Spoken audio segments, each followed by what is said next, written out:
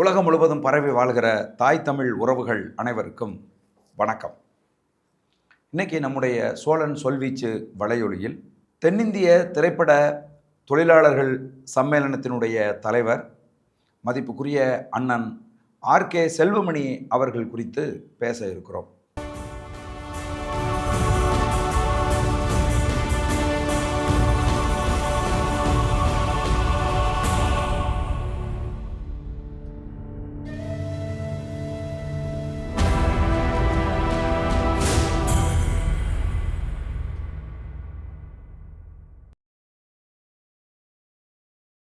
இன்னைக்கு சென்னையில் இருக்கிற கமலா திரையரங்கில் அண்ணன் ஆர்.கே. செல்வமணி அவர்கள் தலைமையில் முப்பெரும் விழா, அதாவது ஒற்றுமை தினம், கலைமாமணி விருது வாங்கியவர்களுக்கான பாராட்டு, மதிப்புக்குரிய கலை இயக்குனர் தோட்டா தரணி அவர்களுக்கு பாராட்டு என்று ஒரு முப்பெரும் விழாவை ஒருங்கிணைத்து திட்டமிடப்பட்டிருந்தது. அந்த விழா இன்றைக்கு நடைபெறவில்லை.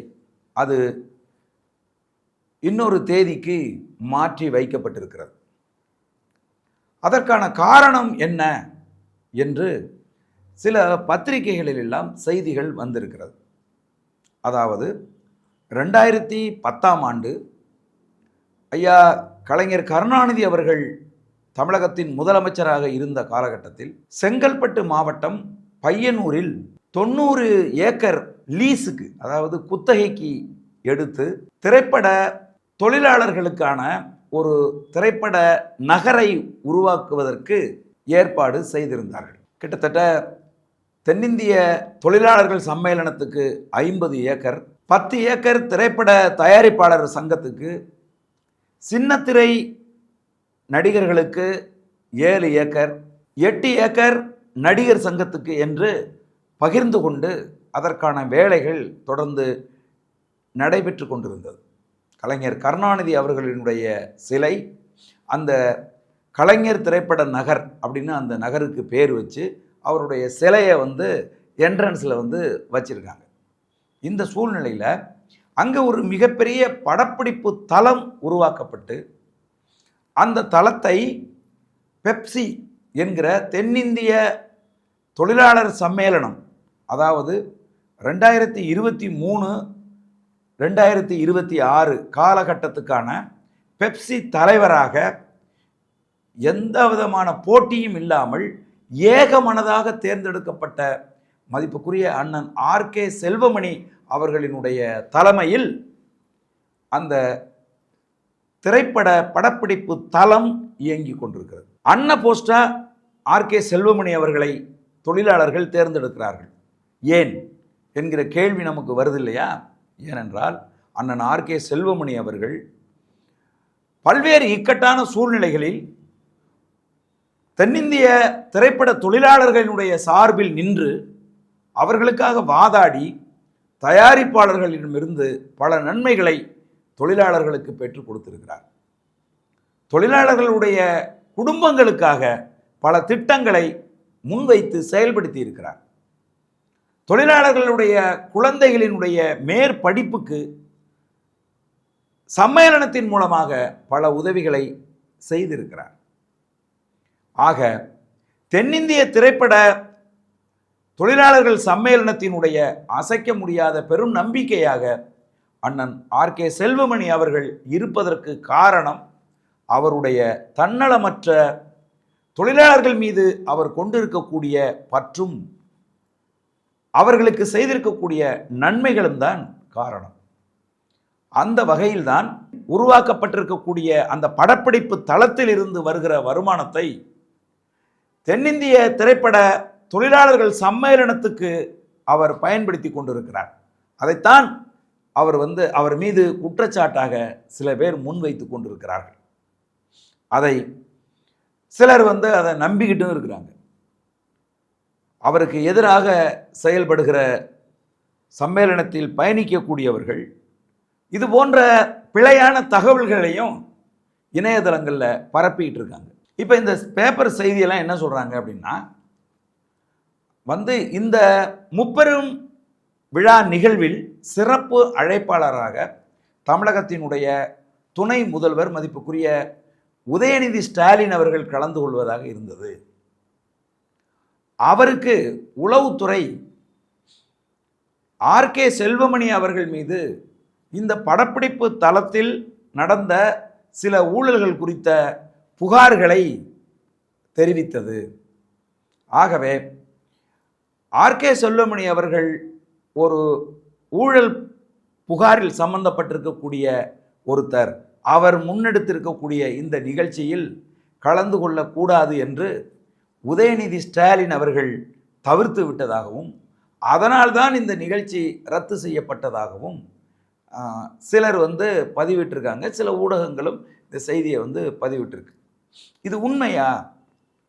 திரைப்படத்துறைக்குள் புகுந்து ஏகமனதாக தேர்ந்தெடுக்கப்பட்ட ஒரு தலைவரை, ஆர்கே செல்வமணி அவர்களை இழிவு செய்கிற விதத்திலான செய்திகளை யார் பதிவிடுவது என்கிற ஒரு கேள்வி நமக்கு எழுந்தபோது மதிப்புக்குரிய அண்ணன் ஆர்கே செல்வமணி அவர்களை அழைப்பெடுத்து நேரடியாக விவரம் கேட்டோம்.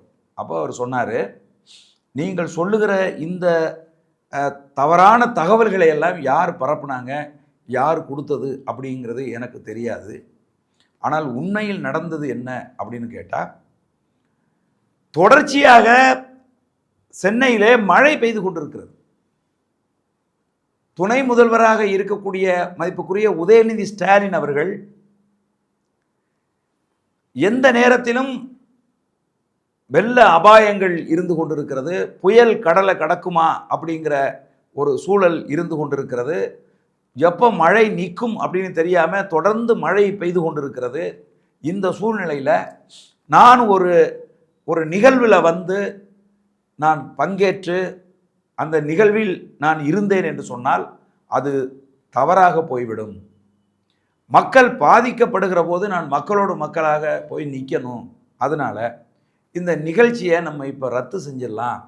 பிறிது ஒரு தேதி நான் கொடுக்குறேன் உங்களுக்கு, அந்த தேதியில் இந்த நிகழ்ச்சியை வச்சுக்கலாம் அப்படின்னு அண்ணன் ஆர்கே செல்வமணி அவர்களிடம் மதிப்புக்குரிய அமைச்சர் உதயநிதி ஸ்டாலின் அவர்கள் சொன்னதாக அண்ணன் ஆர்கே செல்வமணி அவர்கள் சொன்னார். அதனால தான்ப்பா நாங்கள் இந்த நிகழ்ச்சியை மாற்றி வச்சிருக்கிறோம் அப்படின்னு சொன்னார். சில காழ்ப்புணர்வுகள், உதாரணத்துக்கு சமீபத்தில் ஒரு நேர்காணலில் பேசுகிற போது மதிப்புக்குரிய ஆர்கே செல்வமணி அவர்களினுடைய மனைவி அன்னியார் ரோஜா அவர்கள் ரொம்ப வியந்து அவங்க சொல்கிறாங்க, அண்ணன் செந்தமிழன் சீமான் அவர்கள் குறித்து அவங்க சொல்கிறாங்க.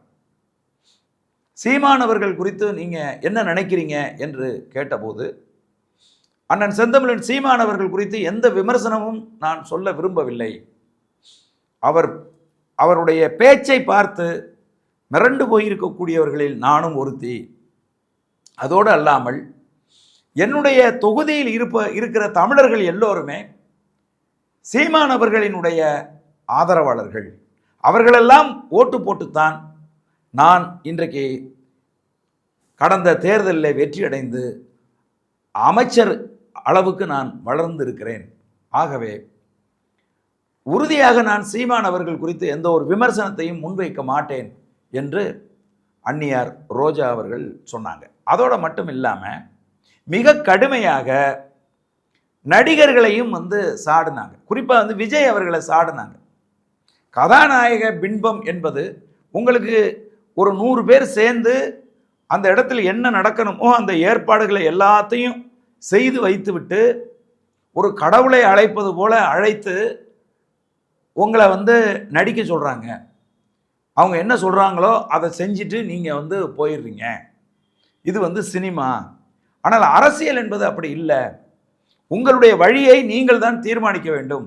ஒவ்வொரு நாளும் சிந்தித்து களத்தில் மக்களோடு மக்களாக நிற்கணும். மக்கள்கிட்ட இருந்து அந்நியப்பட்டு இருந்துக்கிட்டு நான் மக்களிடம் செல்ல மாட்டேன், மக்கள்கிட்ட போய் நிற்க மாட்டேன் அப்படின்னு சொல்லிட்டு சினிமாவில் முதலமைச்சர் ஆனது மாதிரி நேரடியாக நான் முதலமைச்சர் ஆகிடுவேன் அப்படின்னு சொல்கிறது தவறு என்றெல்லாம் அவர் சுட்டி காட்டியிருக்கிறார். ஆகவே ரோஜா அவர்களினுடைய இந்த செயல்பாட்டை விஜயை ஆதரிக்கிற யூடியூப் சேனல், விஜயை ஆதரிக்கிற ஊடகங்கள் கருத்தில் வைத்துக்கொண்டு அவருடைய கணவர் ஆர்கே செல்வமணி அவர்களை தாழ்த்த வேண்டும், வீழ்த்த வேண்டும் என்பதற்காக இப்படியான ஒரு பொய்யான கட்டுக்கதையை கட்டி விட்டிருப்பதாக செய்திகள் நாம் அறிகிறோம். அண்ணன் ஆர்கே செல்வமணி அவர்கள் சொன்னது போல சென்னை நகரம் இன்றைக்கு தொடர்ந்த மழையில் பாதிக்கப்பட்டு கொண்டிருக்கிறது. இப்படியாப்பட்ட சூழ்நிலையில் மாநிலத்தினுடைய துணை முதல்வரை கூப்பிட்டு ஒரு அரங்கத்துக்குள் உட்கார வச்சு ஒரு நிகழ்ச்சியை முன்னெடுப்பது என்பது மக்கள் மத்தியில் ஒரு தவறான ஒரு கண்ணோட்டத்தை ஏற்படுத்தும் என்கிற பார்வை மிக சரியாக இருக்கிறது. எங்கேயாவது ஒரு பாதிப்பு அப்படின்னு சொன்னால் அதை விட்டுட்டு இப்போ நம்மளே சொன்னோம், தமிழகத்தில் இவ்வளவு பெரிய பாதிப்புகள் நடந்து கொண்டு இருக்கிற போது அதையெல்லாம் விட்டுவிட்டு தமிழகத்தின் முதலமைச்சர் பைசன் படம் பார்த்துக்கிட்டு இருக்காரு அப்படின்னு சொல்லி எல்லா ஊடகங்களும் குற்றச்சாட்டை முன்வைத்தன. அதுபோலதான் இந்த நிகழ்வும் நடந்துவிடக்கூடாது என்பதற்காக அந்த நிகழ்வு ரத்து செய்யப்பட்டிருக்கிறது என்கிற செய்தியை நாம் அறிந்தோம். ஆகவே எந்த கோணத்தில் எதை எடுத்துக்கிட்டாலும் சுற்றி வளைச்சி நாம் தமிழர் கட்சி கிட்ட வந்து நாம் தமிழர் கட்சியை அண்ணன் செந்தமிழன் சீமானை ஒருவர் ஆதரிக்கிறார் அப்படின்னு சொன்னால் ஒட்டுமொத்தமாக அவர்களை வீழ்த்திவிட வேண்டும் என்று களத்திலே இயங்கி கொண்டிருக்கக்கூடிய அந்த எங்கள் எதிரிகள் சொல்லுகிற பொய்களை மக்கள் நம்ப வேண்டாம். உண்மையான செய்தி என்பது இப்ப நான் சொன்ன செய்திதான். உறுதியாக இந்த முப்பெரும் விழாவை அண்ணன் ஆர்கே செல்வமணி அவர்கள் தமிழகத்தின் துணை முதல்வரை வைத்து நடத்துவார் என்பது உறுதி. நன்றி, வணக்கம்.